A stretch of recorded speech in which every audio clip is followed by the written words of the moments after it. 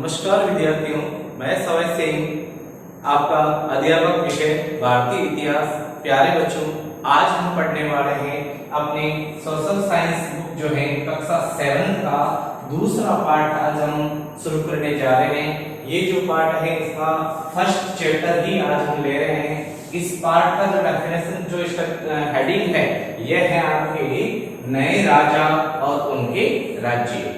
अर्थात भारतीय इतिहास में एक सदी 7वीं से 12वीं सदी के दरमियान किन किन राजवंशों का उदय हुआ था, इसकी जानकारी के बारे में अपने को विस्तृत तौर पर पढ़ना है।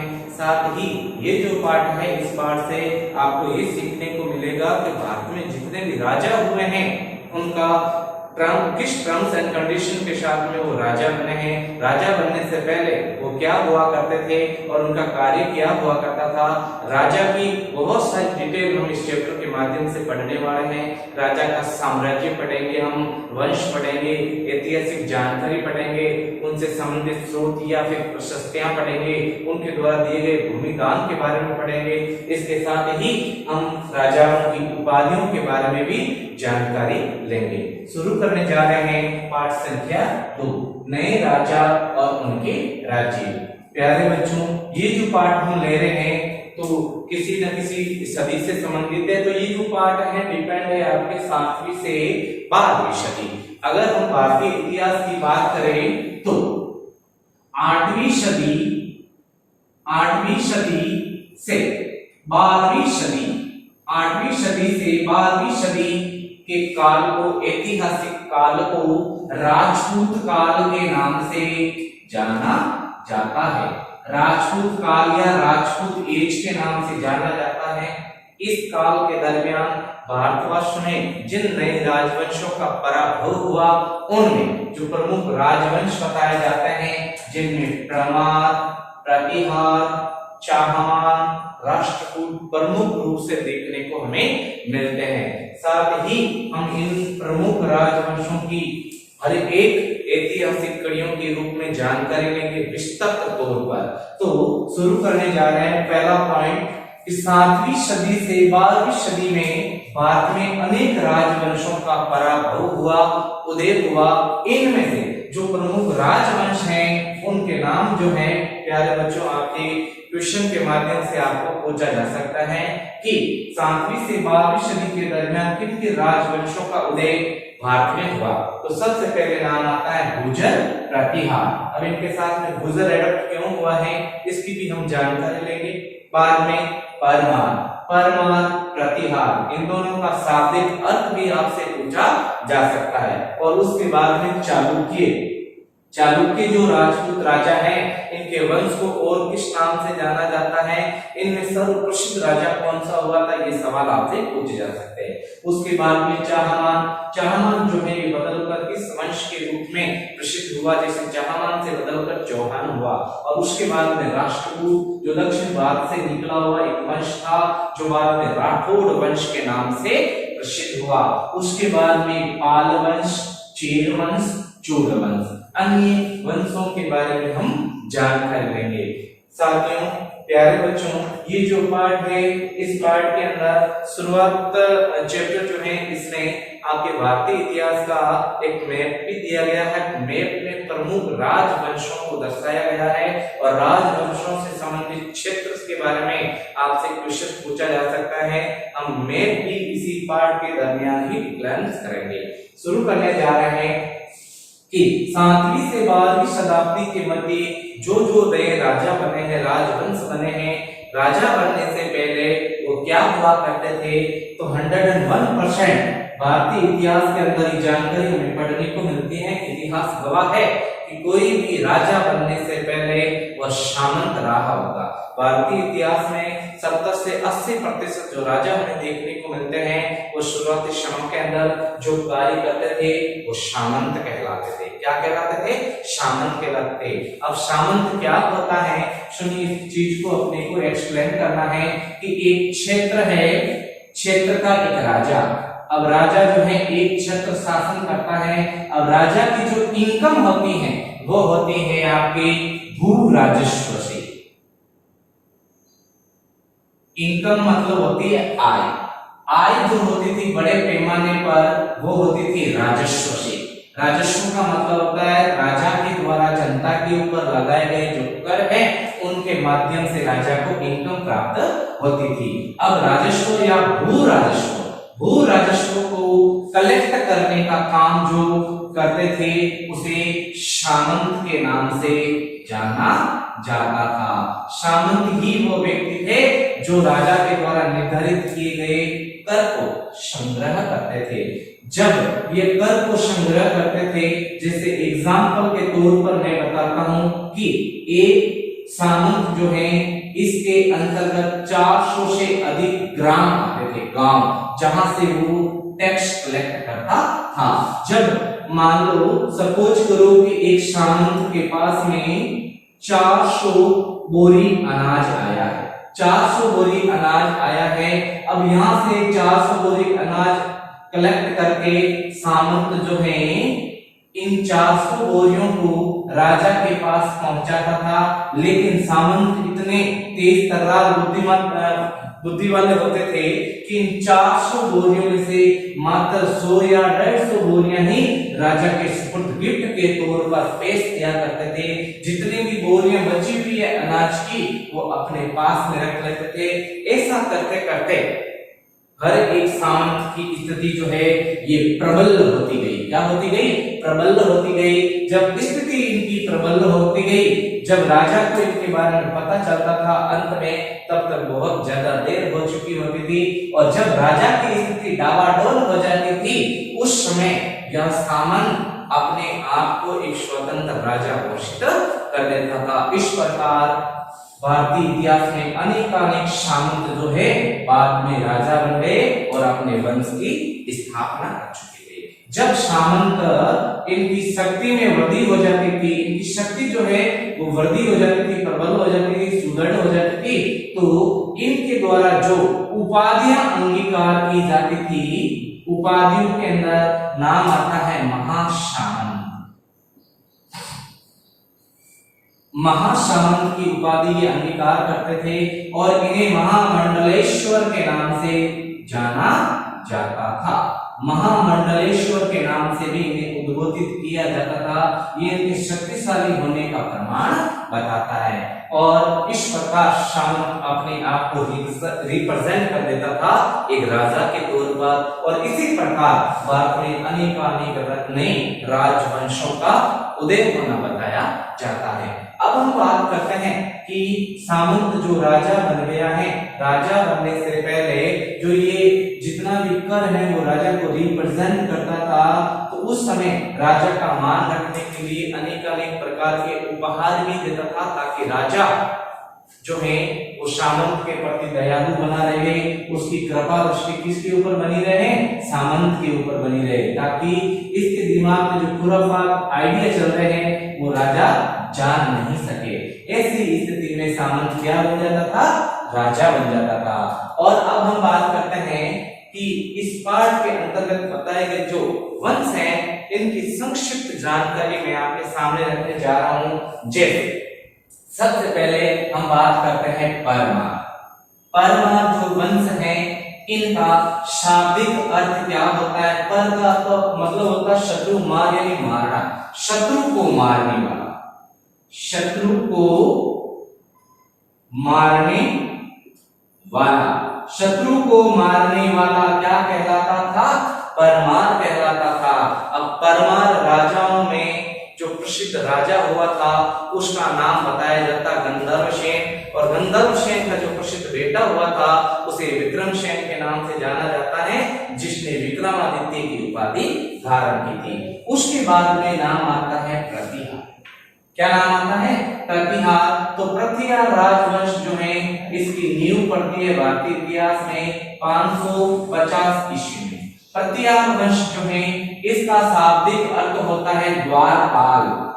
बच्चों आपको पता होगा कि रामायण काल में माता सीता का जो वन में रक्षा करने का जिम्मा सौंपा गया था श्री राम के द्वारा लक्ष्मण को, अर्थात लक्ष्मण ने जो सिक्योरिटी का काम किया अर्थात द्वारपाल का काम किया, इसी के कारण प्रतिहार जो वंश है ये द्वारपाल अर्थात लक्ष्मण का वंशज कहलाता हैं। अब प्रतिहार जो राजा है, यह इनका सर्वाधिक जो निवास है वो गुजरना क्षेत्र पर बताया जाता है।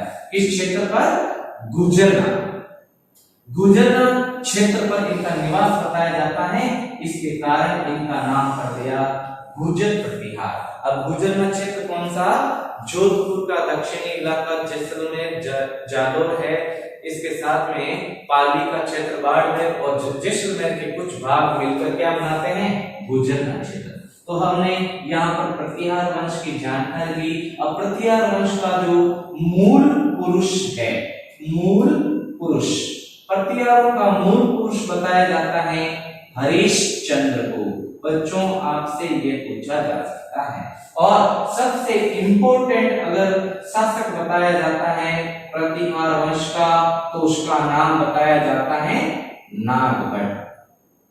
नागभट्ट प्रथम के नाम से इन्हें जाना जाता है। इनकी जो शाखा बताई जाती है वो भीनमाल बताई जाती है।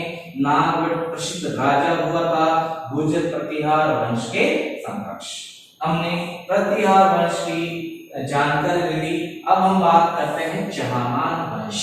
चहामान जो वंश है यह आगे बढ़कर चौहान वंश के नाम से जाना गया। चौहान वंश ने दिल्ली को अपनी राजधानी बनाया था। चौहान वंश जो वर्तमान अजमेर क्षेत्र के अंदर जो वर्तमान का जो अजमेर क्षेत्र है, यहाँ पर इन्होंने अपना शासन स्थापित किया, जिसमें बहुत सारे राजाओं का जिक्र हमें देखने को मिलता है।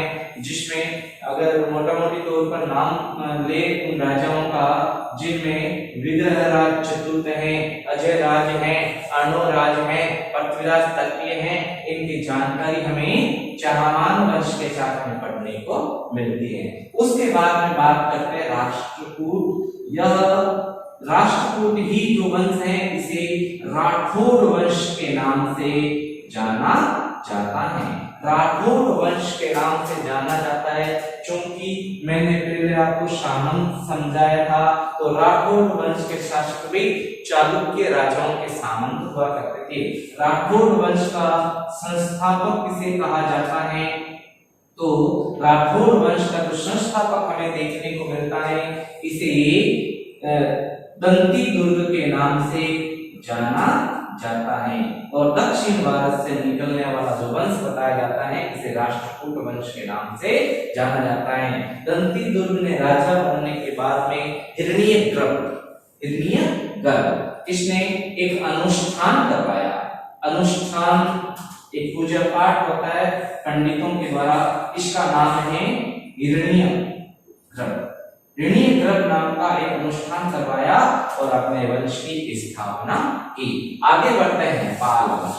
पाल वंश जो है अर्थात यह किस क्षेत्र में अपना शासन स्थापित कर पाया था? तो पाल वंश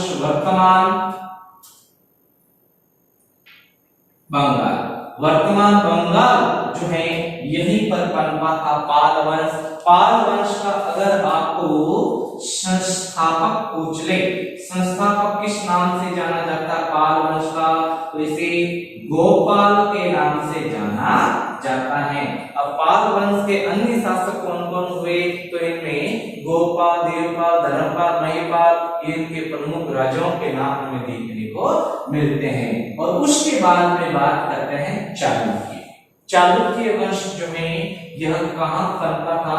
तो वर्तमान तेलंगाना और आंध्र प्रदेश जो है यहाँ पर जो वंश पनपा है इसे चालुक्य वंश के नाम से जाना जाता है। चालुक्य वंश जो है इसकी 4 शाखाओं का वर्णन हमें पढ़ने को मिलता है।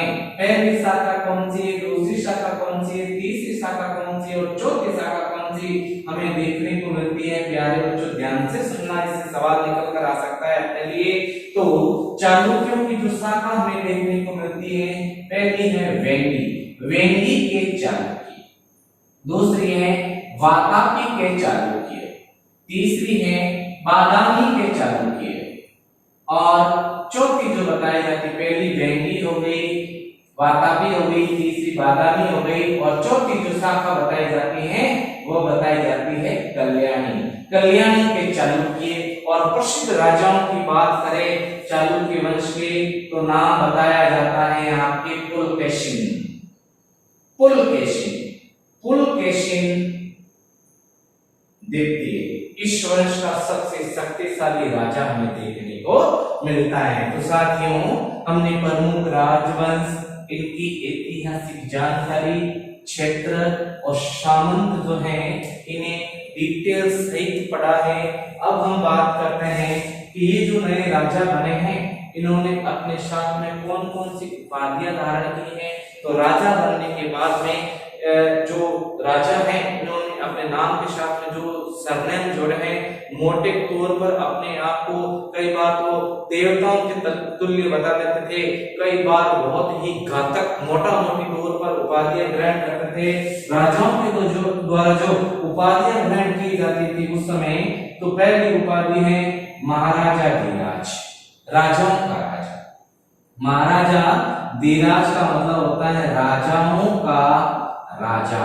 उसके बाद में जो उपाधि त्रिभुवन, त्रिभुवन का मतलब 3 भवनों का स्वामी, 3 भवनों का स्वामी, 3 भवनों का स्वामी कहा जाता है त्रिभुवन चक्रवर्ती। चक्रवर्ती सम्राट जो किसी से नहीं हारा हो। अन्य उपाधियां मैं आपको ओरल रूप में समझा देता हूं। जैसे राजाओं ने महाराज की उपाधि भी धारण की, परम भट्टारक है, महाराज है, महाराजा धीराज है। इसके अलावा जो अन्य उपाधियां जैसे आदिवराह की उपाधियां, अनेक राजाओं ने जो उपाधियां धारण की है। अब राजा जो है, राजा ने जितने भी कार्य किए हैं उन कार्यों को प्रशंसा के तौर पर कहीं पर लिखित साक्ष्य के रूप में अगर राजा लिखवाता था उसे किस नाम से जाना जाता है? प्रशस्ति के नाम से। तो राजा के वीरोचित कार्य या प्रशंसा भरे कार्यों का ऐतिहासिक वर्णन क्या कहलाता है? प्रशस्ति के नाम से जाना जाता है। राजा की प्रशस्ति, राजा की प्रशंसा, राजा की प्रशंसा से संबंधित ऐतिहासिक लेख जो अक्सर पाषाण यानी पत्थरों के ऊपर या फिर स्तंभों के ऊपर उत्कीर्ण करवाए जाते थे। बच्चों, आपसे पूछा जा सकता है कि भारत की सबसे प्रसिद्ध प्रशस्ति कौन सी बताई जाती है? तो इनमें नाम आता है प्रयाग प्रशस्ति। वैसे बहुत सारी प्रशस्तियां देखने को मिलती हैं हमें, जैसे राजसिंह प्रशस्ति है, राजसिंह प्रशस्ति है, रणछोड़ प्रशस्ति, इसके साथ में प्रयाग प्रशस्ति, अनेक रूप से प्रशस्तियों के नाम हमें देखने को मिलते हैं। प्यारे बच्चों, इस चैप्टर के माध्यम से हमने राजाओं के प्रमुख वंश हैं, सामंत की डिटेल है, इनके साथ में हमने राजाओं के जितने भी वंश हैं इनकी क्षेत्र, ऐतिहासिक जानकारी और प्रमुख राजाओं के नाम भी मैंने आपको एक्सप्लेन की। उसके बाद में राजाओं की उपाधियां भी बताई और प्रशस्ति के बारे में भी जानकारी दी। आगे बढ़ते हैं। अगला पॉइंट अपना जो इस पाठ से निकल कर आता है, तो राजा अपनी ख्याति को बढ़ाने के लिए दान देता था। दान प्रवृत्ति, राजा के एक कर्म है दान प्रवृत्ति। तो राजा के द्वारा ज्यादातर जो दान में दिया जाता था वो था भूमि दान। क्या था? भूमि दान। भूमि दान ब्राह्मणों को जो दी जाती थी भूमि, उसे अग्रहार भूमि के नाम से जाना जाता था। अग्रहार भूमि के साथ में जो भूमि दी गई है ब्राह्मणों को जो भूमि दी गई है, उन ब्राह्मणों को जो भूमि दी गई है, तो भूमि के साथ में और क्या क्या दिया जाता था? तो भूमि जो दी गई है उसके चारों तरफ मेड़बंदी करवाना, सिंचाई व्यवस्था करवाना, कुएं या जलाशयों से संबंधित पानी की पर्याप्त मात्रा में पर्याप्त जो व्यवस्था है उनको सही सटीक रूप से देखना, और अनेक दान प्रवृत्ति के अंदर जमीन के साथ में अनेक रूप से रत्न आदि भी राजाओं के द्वारा अपनी जनता के ब्राह्मण या निर्धन लोगों को दान स्वरूप दिए जाते थे। प्यारे बच्चों, अब हम बात करते हैं इस पाठ के अंदर आए हुए ऐतिहासिक ग्रंथ का, जिसका नाम है कलह की राजकारणी। तो अब हम बात करते हैं इस पाठ के अंतर्गत दिए गए एक प्रमुख ऐतिहासिक ग्रंथ के बारे में जानकारी ले लेते हैं और उस ग्रंथ का नाम बताया जाता है राजतरंगिणी। राजतरंगिणी। अब राजतरंगिणी का अर्थ क्या होता है? ये जो ग्रंथ है, ऐतिहासिक ग्रंथ, इतना प्रसिद्ध ग्रंथ क्यों हुआ था? इसके रचनाकार का नाम क्या बताया जाता है? तो राजतरंगिणी जो ग्रंथ है, इसके रचनाकार का नाम बताया जाता है कल्हण। कल्हण के नाम से इसे जाना जाता है। क से कल्हण, क से कश्मीर, क से कुषाण। कुषाण वंश और कश्मीर वंश का जो इतिहास है वो कल्हण के द्वारा लिखा गया था। अब ये जो ग्रंथ है, इसका शाब्दिक अर्थ क्या होता है? शाब्दिक अर्थ भी मैं आपको बता देता हूँ। शाब्दिक अर्थ क्या बताया जाता है राजतरंगिणी का? तो शाब्दिक अर्थ बताया जाता है राजाओं की नदी। राजाओं की नदी अर्थात जो वंश निरंतर चल रहा है उसके बारे में जानकारी हमें कल्हण के माध्यम से दी गई है। बात करते हैं ये जो ग्रंथ है, इस ग्रंथ की भाषा क्या देखने को मिलती है? तो कल्हण के द्वारा 100% संस्कृत के अंदर इस भाषा को लिखा गया था। बात अगर पूछ ले कि राजतरंगिणी जो है इसमें कितने भाग हमें पढ़ने को मिलते हैं, तो राजतरंगिणी जो ग्रंथ है इसमें 8 भाग हमें पढ़ने को मिलते हैं, जिन्हें तरंग के नाम से जाना जाता है। अब बात करें कि राजतरंगिणी जो ग्रंथ है इसकी विषय वस्तु क्या पढ़ने को मिलेगी। विषय वस्तु का मतलब होता है कि इस ऐतिहासिक पुस्तक में हमें किसका लेखा जोखा पढ़ने को मिलेगा।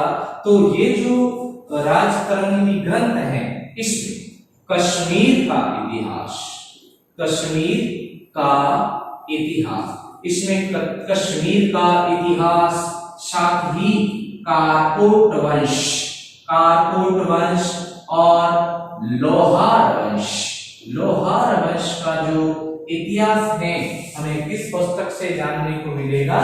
राजतरंगिणी।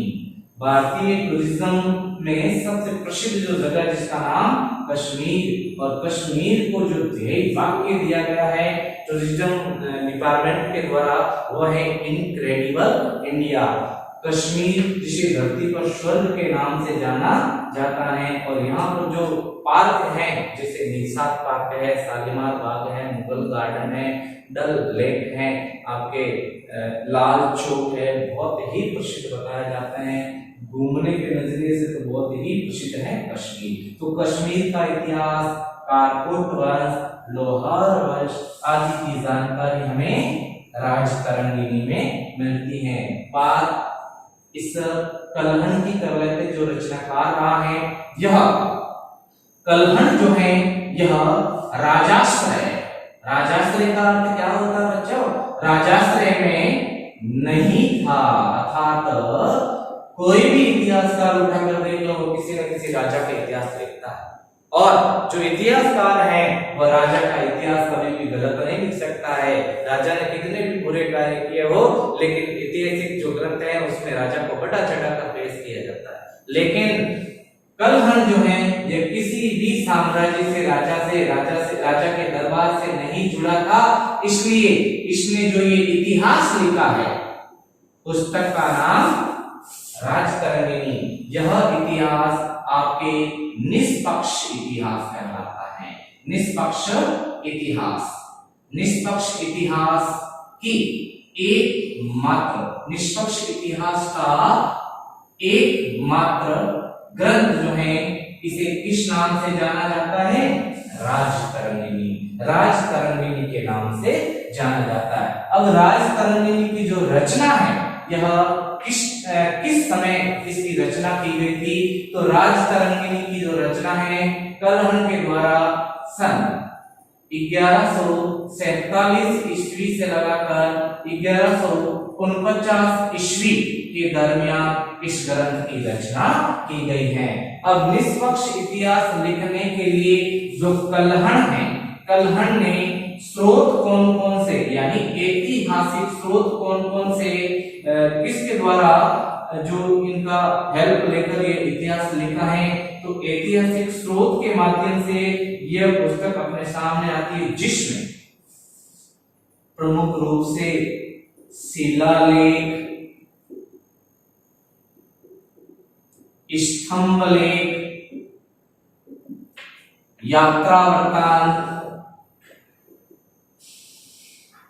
गुफा लेख या गुहा लेख या ताम्रपत्र लेख आदि स्रोत यानी साधन के अकॉर्डिंग यह इतिहास रिप्रेजेंट किया है और एकमात्र निष्पक्ष भारतीय इतिहास की इसे पुस्तक के नाम से जाना जाता है। अगर पूछ ले शिलालेख, स्तंभ लेख, यात्रा वृत्तांत, गुफा लेख या ताम्रपत्र जो लेख हैं इन्हें किस नाम से जाना जाता है, टोटल ऑल ओवर जो है यह अभिलेख कहलाते हैं। क्या कहलाते हैं? अभिलेख के नाम से जाना जाता है। तो प्यारे बच्चों, आज हमने भारत के प्रमुख जो वंश है 7वीं से 12वीं सदी के अंदर जो पनपे हैं, इनके अलावा हमने प्रमुख वंश की ऐतिहासिक जानकारी, सामंत की डिटेल, प्रशस्ति या दान प्रवृत्ति, राजाओं की दान प्रवृत्ति, राजाओं की उपाधियां और इसके साथ में ऐतिहासिक ग्रंथ राज तरंगिणी का सविस्तार वर्णन किया है भाग 1 में। और कल हम इसी पाठ का दूसरा भाग लेकर आ रहे हैं, जिसमें जो नए राज्य पनपे हैं, राजा बने हैं, उनसे संबंधित क्षेत्र का मैप हम आपको एक्सप्लेन करेंगे। धन्यवाद।